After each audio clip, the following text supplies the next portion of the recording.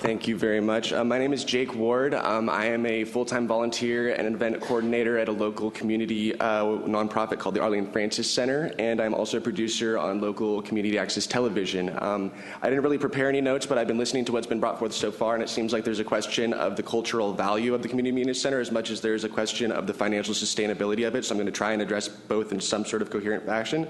My first point I'd like to make is that the CMC is a valuable platform for freedom of speech. First of all, there's no commercials, which means there's no commercial interest in the content that gets provided on there. It's all made by local members of the community who have there's no potential for manipulation of content whether it be a news or informative or whether it be entertainment. It's all what you're seeing comes from the community. Also, it's the only television outlet where local voices are heard. Television, if you have local cable and you subscribe to all the channels, every single station is run by big companies. Santa Rosa Community Media Center is the only station where there is a local voice on television, and I don't believe that any form of communication or media should be monopolized by any specific sector. It should be open to the public as well as open to whoever else wants to use it.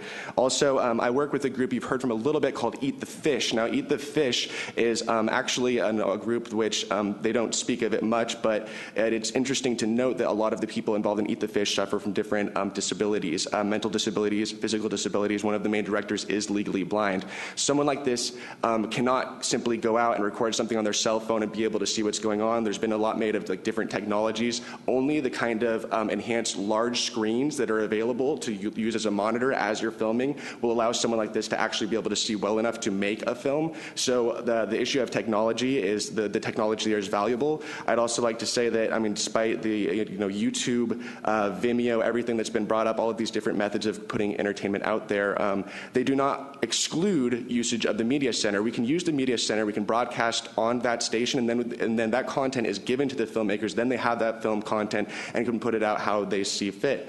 There's also resources there like a green screen for creating illusions behind you. Nobody I know owns a green screen or could afford one. There's also a stop motion studio for making claymation. Nobody I know owns a camera that can move bit by bit to make this type of art possible.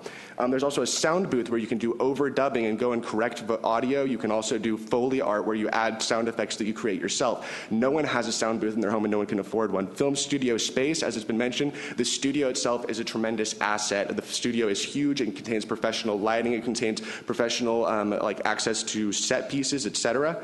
So these are all things that I think the Media Center uniquely possesses in our community, and therefore if we were not able to continue funding the Community Media Center, we wouldn't have access to all of these. It was also said that the Community Media Center, as opposed to the government station, is part I guess that's my time, but I'd like to also say that I'm going to a grant writing workshop soon. I would personally like to help this program continue. It is a nonprofit, and there are ways we can get individual investors, grant writing, et cetera, and I would like to see it continue. Thank you. Okay, thank you.